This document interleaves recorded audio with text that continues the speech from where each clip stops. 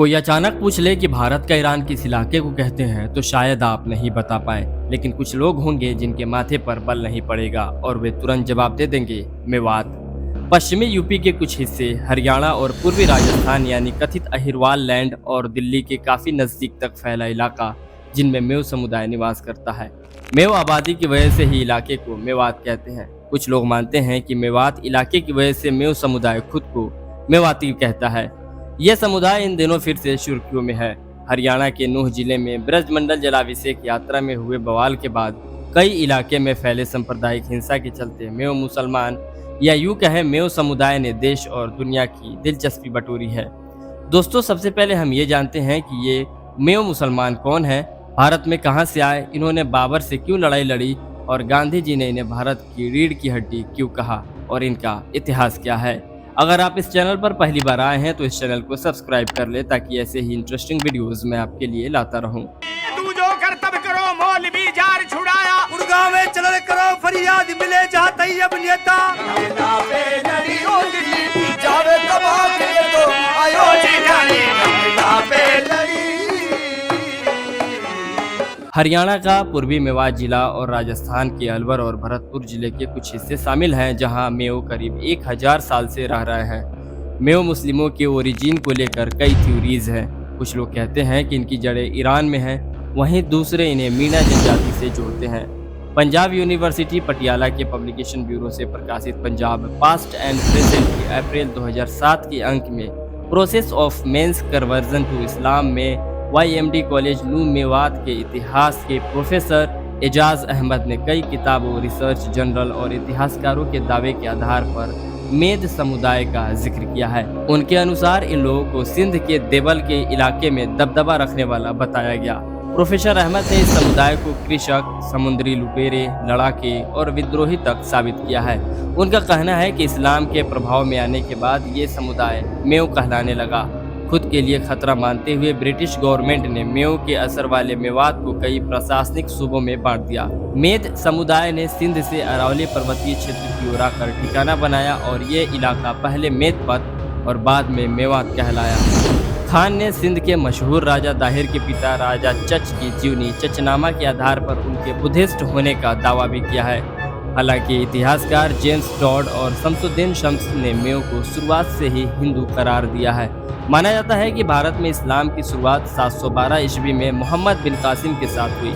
सिंध के राजा दाहिर के मारे जाने के बाद वहां इस्लाम को कबूलने वालों में मेव समुदाय भी था। इसके बाद 1012 ईस्वी में मोहम्मद गजनवी की ओर से भेजे गए इस्लाम के प्रचारक शेख अब्दुल शकूर और गजनवी के भांजा सलार मसूद गाजी ने भी इस्लाम अपनाने के लिए लोगों को प्रभावित किया। इसके बाद मोहम्मद गौरी, कुतुबुद्दीन ऐबक और इल्तुतमिश के दौरान भी बड़ी संख्या में मेव लोग मुसलमान बनते गए। इसके अलावा मेव के बड़े पैमाने पर इस्लाम कबूल करने में सूफी ख्वाजा मोइनुद्दीन चिश्ती अजमेरी की भी भूमिका है। दूसरी ओर मेव समुदाय पर सबसे अधिक जुल्म करने वालों में उलूग खान या बलबन का नाम इतिहास में दर्ज है। मेव समुदाय का मानना है कि औरंगजेब ने इस्लाम मानने वाले समुदाय को लगभग नज़रअंदाज किए रखा था। अब बात करते हैं 1926 में जब आर्य समाजियों ने शुद्धि और संगठन आंदोलन शुरू किया।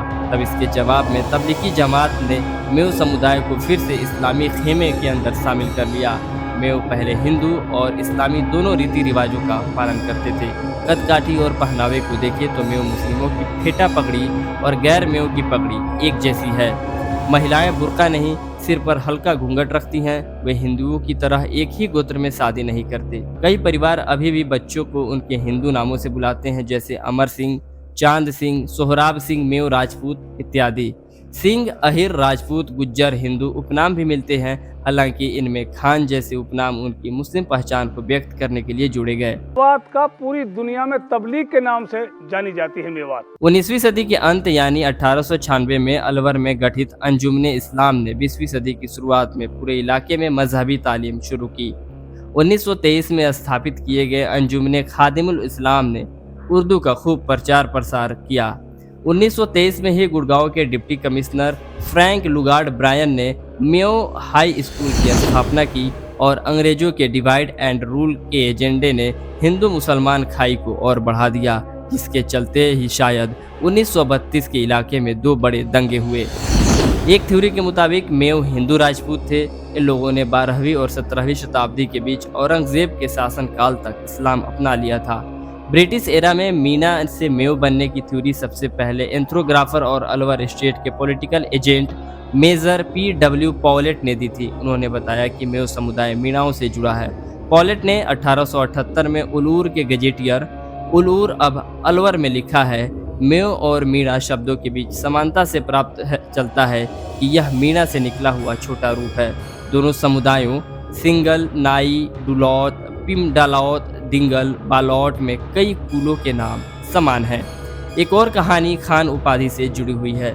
साल 1355 में कोटला किले के जादौन राजपूत राजा लाखन पाल के 2 बेटे कुंवर सोनपर पाल और कुंवर समरपाल दिल्ली सल्तनत में सुल्तान फिरोज शाह तुगलक के यहाँ काम करते थे। एक बार फिरोज शाह तुगलक शिकार पर गए। दोनों भाई कुंवर सोनपर पाल और समरपाल भी उनके साथ गए। इस दौरान एक बाघ ने सुल्तान पर हमला कर दिया। ऐसे में कुंवर सोनपर पाल ने अपने शानदार तीरंदाजी कौशल से बाघ को मारकर सुल्तान को बचा लिया। इसके बाद सुल्तान ने दोनों भाइयों को खान की उपाधि दी और कुंवर सोनपर पाल का नया नाम राजा नाहर खान मेवाती हो गया और कुंवर समरपाल का नाम राजा छज्जू खान मेवाती। इतिहासकार सैल मायाराम ने against history against state counter perspective from the margins में इसका जिक्र किया है। साल 1372 फिरोज शाह तुगलक ने मेवात का शासन राजा नाहर खान मेवाती को सौंप दिया। राजा नाहर खान ने ही मेवाती शासकों को वलिये मेवाती उपाधि दी थी। उनके वंशज 1527 तक इसी उपाधि का इस्तेमाल करते रहे। बाबर से लड़ने वाले हसन खान मेवाती उन्हीं के वंशज थे। साल 1527 यानी आज से करीब 500 साल पहले मुगल शासक बाबर और राजपूत राजा राणा संगा के बीच उत्तर भारत पर वर्चस्व के लिए खानवा की जंग चल रही थी। इसमें नवाब हसन खान मेवाती राजपूतों का साथ दे रहे थे। बाबर के कब्जे में हसन खान का बेटा था। बाबर ने हसन खान के बेटे को रिहा कर दिया और इस्लाम की दुहाई देते हुए अपने खेमे में मिल जाने का प्रस्ताव दिया। हसन खान मेवाती ने इसके बावजूद राणा संगा का साथ दिया। इस जंग में राणा संगा की हार हुई और हसन खान को अपनी जान गंवानी पड़ी। हसन खान मेवात के मेव मुसलमान थे। Centre for the study of developing societies के प्रोफेसर हिलाल अहमद के मुताबिक 1871 में पहली जनगणना में मेव को हिंदुओं के रूप में सूचीबद्ध किया गया था। वहीं 1901 की जनगणना में मुसलमानों के रूप में। अब बात करते हैं मेव समुदाय भारतीय स्वतंत्रता संग्राम में क्या भूमिका रही थी। 1857 की क्रांति में 6000 से ज्यादा मेव मुस्लिम अंग्रेजों से लड़ते हुए शहीद हुए थे। इनमें रायसीना, घासेड़ा, पलवल, होडल की कई कहानियों में उन्हें याद किया जाता है तथा उनके नाम के स्मारक आज भी इतिहास की उन कहानियों का गवाह बना है। अब बात करते हैं कि आखिर गांधी जी ने मेव मुसलमानों को भारत की रीढ़ की हड्डी क्यों कहा।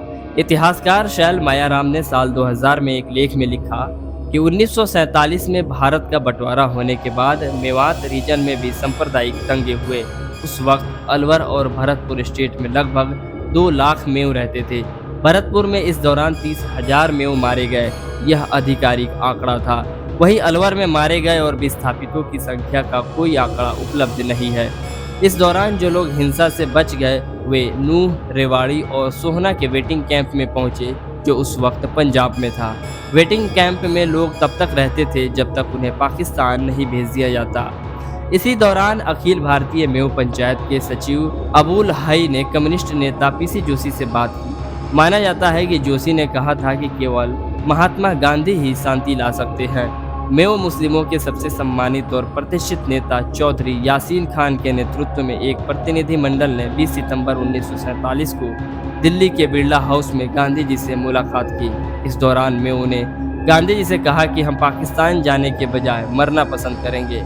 इसी दौरान गांधी जी को घासेड़ा आने का न्योता दिया गया।